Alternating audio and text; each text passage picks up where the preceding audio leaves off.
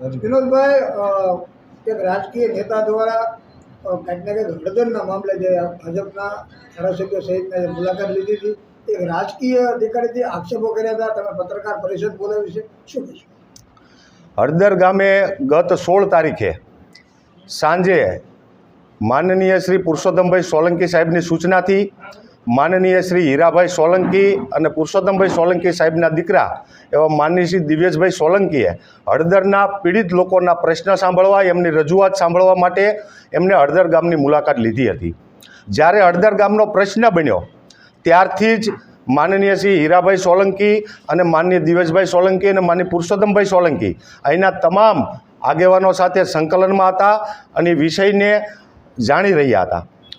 ગત 16 તારીખે જિલ્લાના સૌ આગેવાનો અને હળદર ગામના સૌ આગેવાનો દ્વારા એમને આમંત્રણ આપવામાં આવ્યું અને એમને હળદર ગામની મુલાકાત લીધી હતી. મુલાકાતનો હેતુ ફક્ત એટલો હતો કે અહીંની પરિસ્થિતિ જાણી અને સરકારમાં એક પ્રતિનિધિ મંડળ રૂપે જઈ અને જે કંઈ રસ્તો થાય એ રસ્તો કરવા માટેની વાત હતી. હળદર ગામની મુલાકાત અને એ મિટિંગ સભા એ કોઈ રાજકીય સભા નહોતી, ફક્ત ને ફક્ત સમાજની મિટિંગ હતી.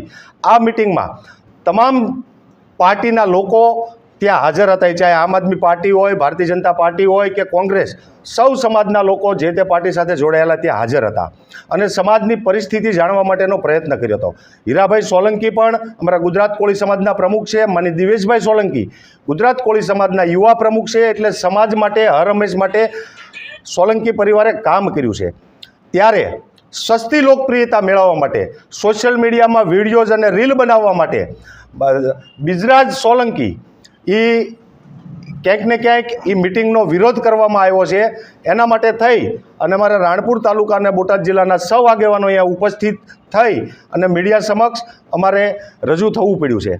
ખાસ કરીને હું વાત કરું તો વર્ષોથી માનીએ શ્રી પુરુષોત્તમભાઈ સોલંકી હોય, માનીય હીરાભાઈ સોલંકી હોય કે સોલંકી પરિવાર હોય અને ખાસ કરીને દિવ્યેશભાઈ સોલંકી હોય, એ છેલ્લા 30-35 વર્ષથી આ સોલંકી પરિવાર કોળી સમાજનું ઉત્થાન માટે, કોળી સમાજને કે અત્યાચાર ન થાય એ માટે કામ કરી રહ્યો છે અને વર્ષોથી સમાજ માટે, રાષ્ટ્ર માટે કામ કરી રહ્યો છે. એક વચ્ચે આપણે વાત કરીશ કે માનનીય પુરુષોત્તમભાઈ સોલંકીની આજે તબિયત નાદુરસ્ત હોવા છતાં પણ હર હંમેશ માટે એ સમાજ વચ્ચે ઊભા રહ્યા છે અને સમાજના દુઃખમાં સહભાગી થઈ રહ્યા છે. પુરુષોત્તમભાઈ સોલંકી અને હીરાભાઈ સોલંકી અને દિવ્યેશભાઈ સોલંકી એ રીલ નહીં, એક રિયલ છે. વર્ષોથી સમાજને ઉત્થાન માટે કામ કર્યું છે. હું બિજરાજ સોલંકીને આજ આ મીડિયાના માધ્યમથી કહેવા માગું છું કે વર્ષો પહેલાં, આજથી 30-35 વર્ષ પહેલાં તમે જે ભાવનગરમાં રહ્યો છો, તમારા પૂજ્ય પિતાશ્રીને પૂછજો કે ભાવનગરની પરિસ્થિતિ શું હતી. એ માનનીય પુરુષોત્તમભાઈ સોલંકી, હીરાભાઈ સોલંકીના આવવાથી અને આજે સમાજની પરિસ્થિતિ કેટલી આગળ આવી છે. પુરુષોત્તમભાઈ સોલંકી એટલે કોળી સમાજનું હૃદય સમ્રાટ છે. ગુજરાત કોળી સમાજના હરેક વ્યક્તિના દિલમાં પુરુષોત્તમભાઈ સોલંકી, હીરાભાઈ સોલંકી અને દિવ્યેશભાઈ સોલંકી વસેલા છે. કોળી સમાજનું એક વટવૃક્ષ છે. ત્યારે હું ભાઈ બિજરાજ સોલંકીને આજે કહેવા માગીશ કે આ વટવૃક્ષની ડાળી પકડીને ક્યાંક ને ક્યાંક તમે પણ આગળ આવ્યા છો.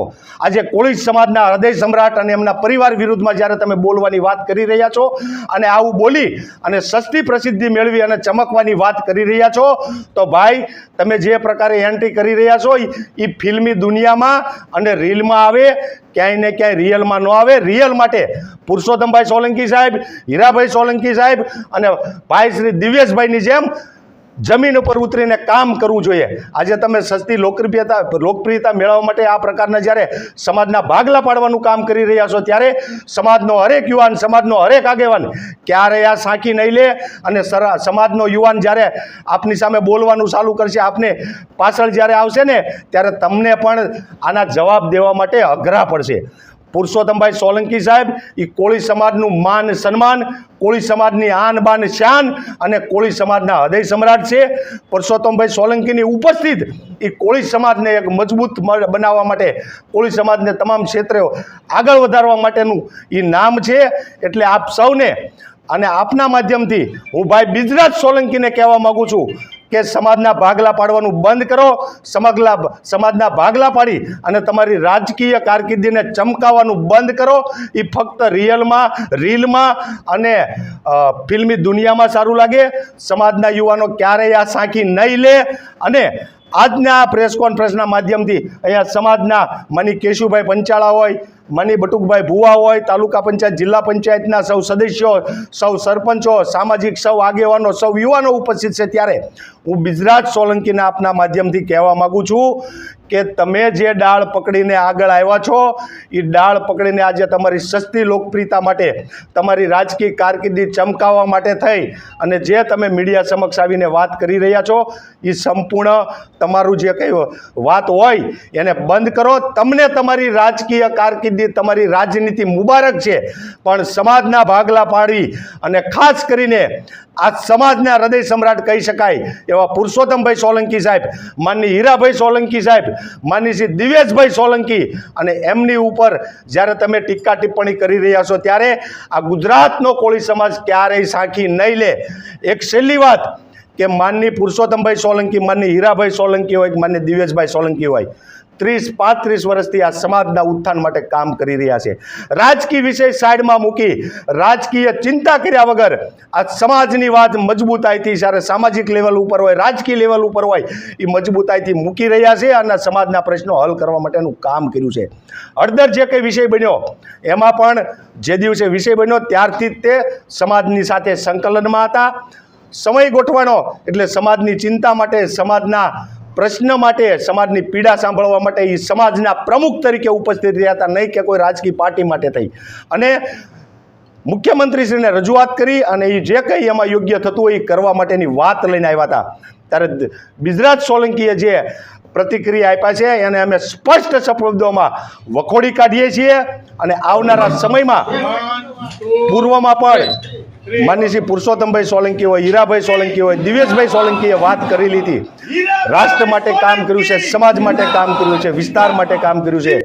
એ હું ઘટના યાદ કરું કે અક્ષરધામમાં જ્યારે આતંકવાદી હુમલો થયો ત્યારે અમારા ગુજરાત કોળી સમાજના પ્રમુખ માની હીરાભાઈ સોલંકી પોતાનું હથિયાર લઈ અને આતંકવાદીઓ સાથે જ્યારે બાથ ભીડી હતી, આવા આગેવાનો માની પુરુષોત્તમભાઈ સોલંકીએ પોતાનું સંપૂર્ણ જીવન આ વિસ્તાર માટે, આ સમાજ માટે જ્યારે ખપાવી દીધું છે, ત્યારે એમના પરિવાર ઉપર તમે આવી સસ્તી લોકપ્રિયતા મેળવવા માટે જ્યારે તમે નિવેદન કરી રહ્યા છો ત્યારે ક્યાંક ને ક્યાંક તમે પણ, તમારા પૂજ્ય બાપુજી પણ, રાજુભાઈ સોલંકી પણ એમની આંગળી પકડી, એમની ઈ વટવૃક્ષની ડાળી પકડી અને આગળ આવ્યા છો.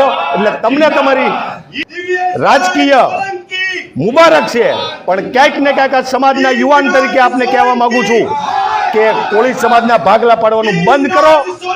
આ પરિવાર, સોલંકી પરિવાર, પુરુષોત્તમભાઈ હોય, માની હીરાભાઈ હોય, માની દિવ્યેશભાઈ હોય, એમની વિરુદ્ધ બનવાનું બંધ કરજો, નહીંતર આ સમાજ ક્યારેય સાંખી નહીં લે અને સમાજ યોગ્ય જગ્યાએ, યોગ્ય તબક્કે અને યોગ્ય સમયે તમને જડબા તોડ જવાબ આપશે.